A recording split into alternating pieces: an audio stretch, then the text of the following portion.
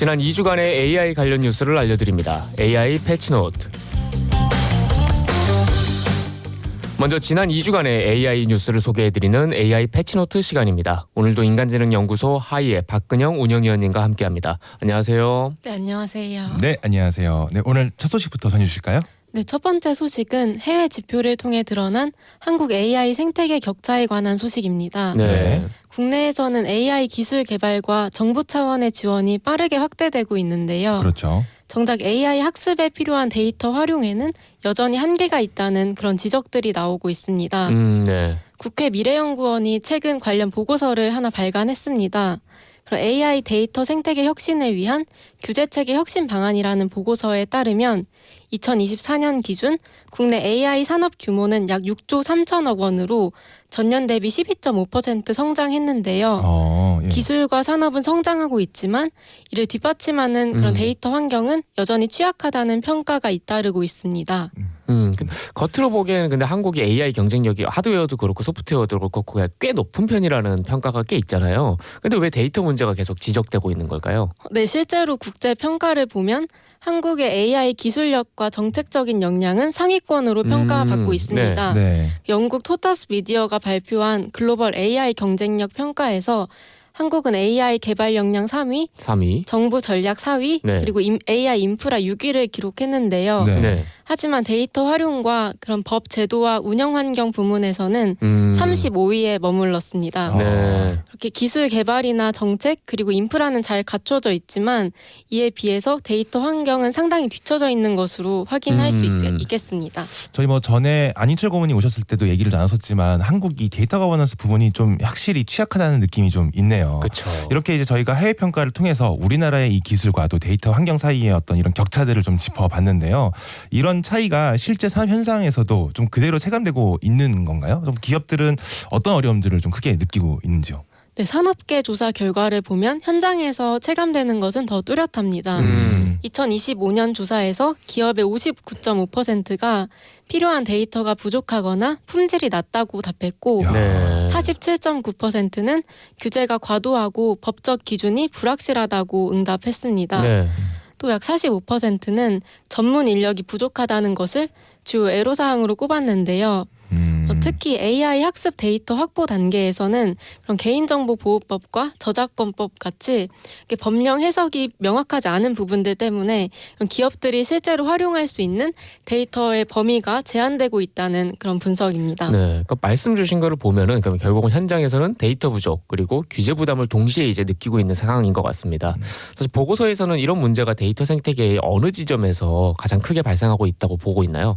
특정 단계의 문제인지 아니면은 정말 이 AI 생태계 구조 전반의 문제인지가 좀 불명확한 것 같은데. 네, 보고서는 AI 데이터 생태계를 전 주기 관점에서 3단계로 나눠서 분석했는데요. 네. 첫째는 학습 데이터 확보와 품질 관리이고 둘째는 공공과 민간 데이터의 통합 표준 공유 단계입니다. 네. 그리고 마지막은 AI 서비스 모델링과 위험 관리 그리고 거버넌스 단계인데요. 네. 문제는 이 3단계 모두에서 병목이 나타나고 있다는 점입니다. 아, 그렇군요. 영모. 현재 국내 데이터 규제 체계가 여전히 위험을 줄이는 데에만 초점이 맞춰져 있다 보니 네. 데이터가 만들어지고 또 서비스로 이어지는 전체적인 흐름을 관리하는 구조는 아직 부족하다는 분석입니다. 네. 그렇군요. 이게 그 공무원들이 엑셀 같은 걸로 많이 활용해서 데이터 만들면서 예쁘게만 보이려고 셀 병합도 하고 이러다 보니까 맞아요. 이게 실제 데이터로서 사용하기 어렵다는 얘기가 되게 많이 있더라고요. 그렇다면 이런 좀 구조적인 병목들이 존재하는 것 같은데 이걸 해소하기 위해서는 데이터 생태계 전반에서 어떤 방향의 어떤 제도 개선이 좀 필요하다고 제안을 하고 있나요? 네, 약간 말씀 주신 것처럼 일단 현재 문제의 핵심이 그런 규제 강도가 아니라 그런 데이터가 AI 생태계를 하나의 시스템으로 관리할 수 있는 그런 거버넌스가 부족하다는 데 있다고 보고 있는데요. 예. 네. 따라서 데이터의 생산부터 학습과 활용 그리고 서비스와 위험 관리까지를 하나로 연결하는 그런 전 주기적인 거버넌스 체계를 마련하는 것이 가장 중요하다고 제안하고 있습니다. 네. 구체적으로는 AI 학습에 맞는 공공 데이터 생산과 표준화를 강화하고 국가 단위의 공공 민간 데이터 표준 체계를 확립하면서 AI 생성물의 법적 성격과 그런 책임 기준들도 좀 더 명확하게 정립하는 방향의 제도 개선이 필요하다는 그런 입장입니다. 네, 지금 이미 뭐 해외에서는 더 이상 AI가 학습할 데이터가 없어졌다라고 그쵸. 해서 알고리즘을 아무리 고도화해도 데이터가 없으면 아무 소용이 없지 않냐 이제 네. 이런 이야기들이 나오고 있는데 우리나라는 지금 보니까 있는 데이터도 제대로 활용하고 있지 못하는 그런 상황인 것 맞습니다. 같아요. 이게 뭐 AI 3대 강국이라는 정책을 위해서는 이게 기술 개발도 중요하겠지만 이런 데이터 거버넌스를 잘 체계화해서 학습을 잘할 수 있도록 하는 환경을 마련하는 것이 중요하다는 생각이 듭니다. 네. 네. 네, 그러면 다음 소식으로 넘어가 보겠습니다. 네, 다음 소식은 국방 분야에서 AI 전환을 둘러싼 조직 개편과 현장 적용이 서로 엇갈리고 있다는 소식입니다. 네. 국방 분야에서 AI는 조금 무서워지네요. 네. 네, 국방부가 이번 달 1월 2일 예. AI 담당 차관보 신설과 함께 네. 국방 인공지능 기획국을 출범시키는 등 국방 AI 강화를 위한 조직 개편을 단행했습니다. 아, 예. 그리고 이와 함께 특히 방산 항공 분야에서는 AI 전환이 이미 빠르게 진행되고 있는데요. 네. 이 두 변화들이 앞으로 어떻게 잘 맞물려 갈 수 있을지가 중요한 관건으로 떠오르고 있습니다. 사실 먼저 국방부 조직 개편부터 좀 이제 짚어보자면은 사실 국방부랑 AI랑은 뭔가 좀 안 맞는 것 같은 그런 인식이 있잖아요. 근데 네. AI 전환을 위한 조직 체계 확대 개편 좀 구체적으로 어떤 변화가 있었고 이번 이 AI 차관보 신설 개편의 핵심이 뭐라고 볼 수 있을까요? 네, 이번 개편의 가장 큰 변화는 20년 만에 차관보직을 부활시키고 네. 그 아래에 국방인공지능기획국을 포함한 여러 실국을 두는 구조로 조직 체계를 재편했다는 점인데요. 네. 기존의 기획조정실 산하에 있던 첨단전력기획관실은 국방인공지능기획국으로 승격이 됐고 자원관리실은 폐지되면서 조직 기능도 일부 조정이 됐습니다. 네. 국방부는 이런 개편을 통해서 AI 전환을 가속화하고 그런 부대 운용 계획과 재정 계획을 함께 연계해 조직 간의 협업을 강화하겠다는 목표를 밝혔는데요. 네. 형식적으로 보면 그런 국방 AI를 전담해서 기획하고 조율할 조직 체계가 이전보다 한 단계 더 강화된 그런 셈입니다. 이제는 우리나라도 국방 분야의 AI를 확실히 좀 도입을 하겠다라는 의지가 돋보이는 그런 조직 개편인 것 같은데요. 형식적으로는 이제 국방 AI 전담 조직이 강화가 된 셈이기는 하지만 실질적으로는 그 권한과 예산이 아직 그 함께 집중이 되어야만 이제 그렇지 않으면 한계가 있을 수 있다. 이런 지적도 좀 많이 나오고 있는 것으로 알고 있습니다. 이게 특히 미국의 그 국방부 사례랑 비교를 해 보면 이런 우려가 더 커지고 있는 것 같은데 전문가들은 지금 현재의 이 구조를 어떻게 바라보고 있는지요? 네, 전문가들은 조직 신설만으로는 한계가 있다고 보고 있습니다. 네. 특히 미국 국방부 사례와 자주 비교가 되는데요. 미국은 2022년 국방부 장관 직속으로 최고 디지털 인공지능 책임자실, 즉 CDAO를 신설해 AI 정책부터 예산, 실전 배치까지 하나의 조직에서 통합적으로 총괄을 하고 있습니다. 네. 반면 한국은 국방부 내 여러 부서들과 그런 방위사업청, 국방과학연구소 등 그런 AI 관련 기능이 여러 갈래로 분산돼 있는 그런 구조입니다. 따라서 정책 수립을 비롯해 그런 사업 관리나 기술 개발 등이 서로 다른 기관들에서 이루어지다 보니 전략적으로 함께 관리하기 어렵다는 그런 지적들이 나옵니다. 네네. 이 때문에 전문가들은 국방 AI 역시 실질적인 권한과 예산을 가진 컨트롤 타워가 필요하다고 그렇게 보고 있습니다. 사실 뭐 국방 AI 정책과 조직 체계가 아직 분산돼 있다는 이제 지적을 해주셨는데요. 사실 정책과 조직 체계는 아직 정비 중인데 산업 현장, 특히 이제 한국의 이제 주요한 산업으로 떠오른 방산 항공 분야에서는 AI 적용이 이미 상당히 빠르게 좀 진행되고 있는 것 같습니다. 좀 구체적으로 어떤 변화들이 좀 있을까요? 네, 대표적인 사례로 한국 항공우주산업 카이가 꼽힙니다. 네. 그 AI를 기체 개발부터 훈련과 운용, 그리고 정비와 우주 사업까지 관통하는 그런 핵심 기술로 규정하고 전사적인 전환을 추진하고 있는데요. 네. 현대 공중전 환경이 점점 더 복잡해지면서 그런 인간의 판단 속도만으로는 대응이 어렵다는 인식을 가지고 있습니다. 네. 이런 인식 하에서 그런 AI가 방대한 작전 데이터를 분석해 지휘하고 네. 통제 체제를 보완하는 구조를 본격적으로 구축하고 있는 것인데요. 네. 실제로 AI 기반 전술 개발 모의 비행 훈련 시스템 등에서는 실제 작전 데이터를 학습한 AI를 훈련 환경에 적용해서 상황 변화에 따라 판단과 대응이 달라지는 그런 지능형 훈련 체계로 방식을 바꿔가고 있습니다. 아무래도 우크라이나 러시아 전쟁이 많은 어떤 교훈을 줬던 것 같아요. 맞습니다. 그때 이제 드론을 활용한 네. 이제 AI로 자동으로 그 드론이 표적을 타격을 하는 그런 모습들을 많이 보면서 저희가 현대전의 어떤 체계들을 많이 고민을 하게 된 것 같은데 네. 그러다 보니까 이제 AI가 단순한 이제 보조 기능을 넘어서 이제 이미 우리가 실제로 눈으로 보기도 했고 전략 운영에 이제 활용이 되는 그런 단계로 나가고 있는 것 같은데요. 네. 그래서 AI 파일럿 그리고 뭐 온 디바이스 AI 같은 기술들이 아무래도 이런 국방에 좀 활용되기 좋은 뭐 그런 기술이겠죠.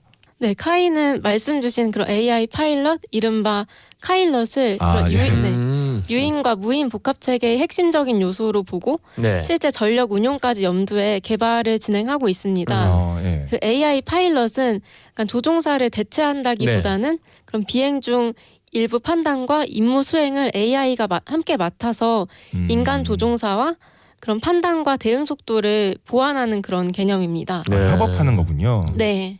그리고 이를 가능하게 하는 기술이 바로 온디바이스 AI인데요. 예. 네. 온디바이스 AI는 데이터를 외부 서버로 보내지 않고 기체 내부에서 인식과 판단, 제어를 실시간으로 수행하는 방식입니다. 그렇죠. 예. 통신이 끊기거나 그런 전파 방해가 있는 환경에서도 AI 기능을 계속 사용할 수 있습니다. 그렇죠. 또 위성 영상과 항공 영상 그리고 시뮬레이터 데이터를 하나로 연결해서 디지털 트윈 기반 훈련 환경을 구축하는 등의 최대한 실제에 가깝게 재현해서 그런 AI와 인간이 함께 훈련할 수 있는 환경을 만드는 전략들도 함께 추진을 하고 있습니다. 여러 가지 복합적인 부분에서 계속해서 이제 AI 전환을 추진하고 있는 그런 상황 같습니다. 사실 지금까지 보면은 산업 현장에서는 지금 AI 전환이 굉장히 빠르게 진행되고 있고 조직 개편도 이루어졌지만 이를 지금 통합적으로 관리할 체계가 아직은 미비하다 이런 상황인 것 같습니다. 특히 이제 군사용에서는 AI 역할이 이제 커질수록 사실 우리가 생각하듯이 되게 불안해지는 감정이 크잖아요. 안전과 그렇죠. 통제, 책임 문제도 사실 함께 따라올 수밖에 없는 문제인데 이 지점에서 어떤 점을 좀 중요하게 짚어봐야 할까요? 네, 앞에서 살펴본 것처럼 일단 조직 개편과 기술 전환은 빠르게 진행되고 있지만 이를 통합적으로 관리하고 통제할 수 있는 그런 거버넌스는 아직 충분히 갖춰졌다고 보기 어렵습니다. 네.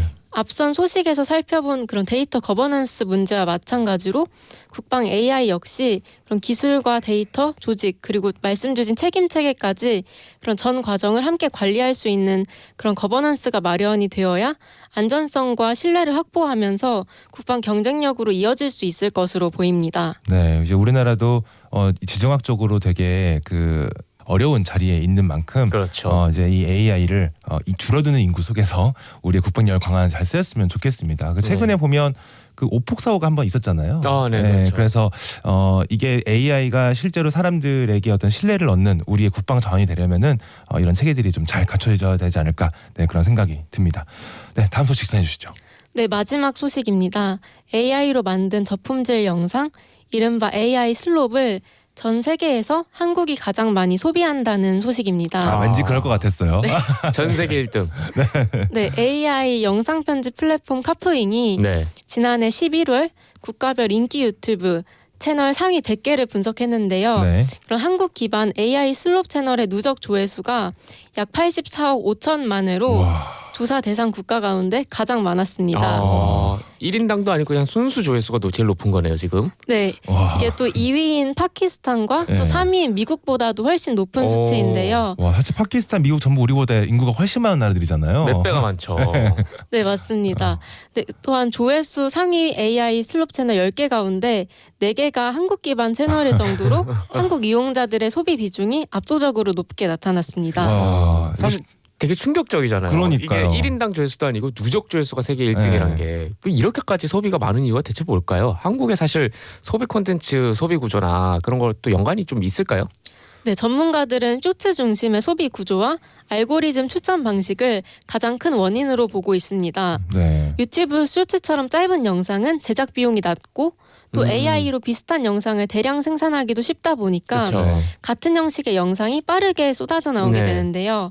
문제는 알고리즘이 영상의 정보 품질보다는 그런 체류 시간과 반복 시청 가능성을 우선적으로 반영하다 보니 그렇죠. 자극적인 제목과 좀 더 감정적인 그런 스토리를 가진 AI 영상이 연속적으로 추천되는 구조가 만들어진다는 셈입니다. 네. 알고리즘 자체가 이 컨텐츠의 어떤 예술성, 뭐 혹은 유익성 이런 것들 따지지 않고 그냥 오로지 조회수와 시청 시간 이것만으로 그쵸. 약간 정량적인 평가만으로 하다 보니까 이런 문제가 발생하는 게 아닌가라는 생각이 듭니다. 그리고 또 한국인들이 이런 어떤 수익 창출하시는 거에 되게 진심이신 분들이 많기 때문에 또 이런 것들을 더 열심히 만들고 계신 거 아닌가 싶기도 한데 이게 좀 사회적으로 좀 우려되는 지점도 있을 것 같습니다. 이런 게 이렇게 많아지면요.